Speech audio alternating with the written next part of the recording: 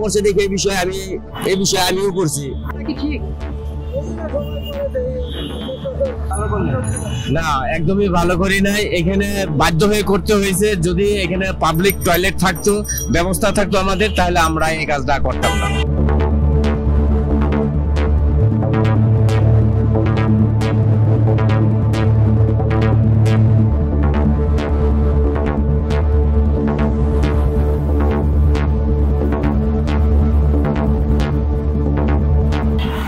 দর্শক, এই মুহূর্তে আমরা অবস্থান করছি ঢাকা বিশ্ববিদ্যালয় কার্জন হলের সম্মুখে, যেখানে এক পাশে কার্জন হল এবং অন্য পাশে বাংলাদেশ সুপ্রিম কোর্ট। কিন্তু সেই সুপ্রিম কোর্টের যে দেয়াল ঘেঁষে রয়েছে, সেই দেয়ালের চারপাশে দেখা যাচ্ছে যে সাধারণ পাবলিক গুলো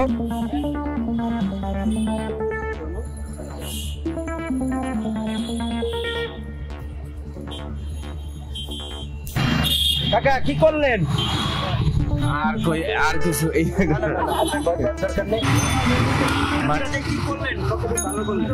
না, একদমই ভালো করি নাই। এখানে বাধ্য হয়ে করতে হয়েছে। যদি এখানে পাবলিক টয়লেট থাকতো, ব্যবস্থা থাকতো আমাদের, তাহলে আমরা এই কাজটা করতাম না।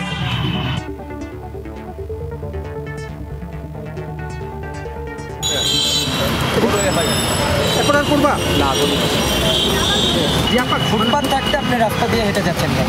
ফুটপাতে তো দেখতেই পাচ্ছেন আপনারা, আর একে তো হচ্ছে যে অবস্থা খারাপ, প্লাস প্রচুর দুর্গন্ধ, যার কারণে ওখানে হাঁটা সম্ভব না। এই কারণে ফুটপাত স্কিপ করে আমরা রাস্তার সাইড থেকে হেঁটে যাচ্ছি।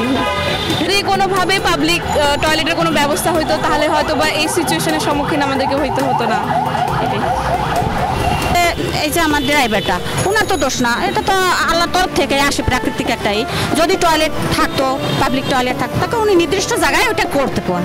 এই জন্য আমি সরকারের কাছে এটাই বলবো যে এভাবে জানি আমাদের সুযোগটা করে দেয়, পথের যে পথচারীরা যে পাবলিক টয়লেটে সে জানি ওরা করতে পারে। আমরা এখানে প্রস্রাব না করি বা পরিষ্কার রাখার চেষ্টা করি, তাহলে মনে করি আশা করি ভালো হবে। এই দুর্গন্ধগুলো, এই পচা, এগুলা কারণ নাকে লাগবে না। যে যাচ্ছে প্রস্রাব করে, ও তো পরবর্তীতে এই রাস্তা অতিক্রম করে তারও যাওয়া লাগতেছে না, আমরাও যাচ্ছি, সে যাচ্ছে, সবারই তো সচেতন হওয়া উচিত এখানে। ঢাকার একটি গুরুত্বপূর্ণ রাস্তার পাশ থেকে যেভাবে পরিবেশ নোংরা করা হচ্ছে, মলমূত্র ত্যাগ করে আমরা আপনাদের দেখানোর চেষ্টা করেছি। তো এটার যে একটা প্রশ্ন, আমার প্রাকৃতিক ডাকে সারা যে কোনো মুহূর্তে যে কোনো মানুষের যে কোনো সময় আসতে পারে। তো তার জন্য যদি সঠিক ব্যবস্থা না থাকে, দোষটা কি আমার, আপনার, না সরকারের, না আইনশৃঙ্খলা বাহিনীর বা সংশ্লিষ্ট ব্যক্তিবর্গর? সেই প্রশ্ন আপনাদের কাছে রেখে গেলাম।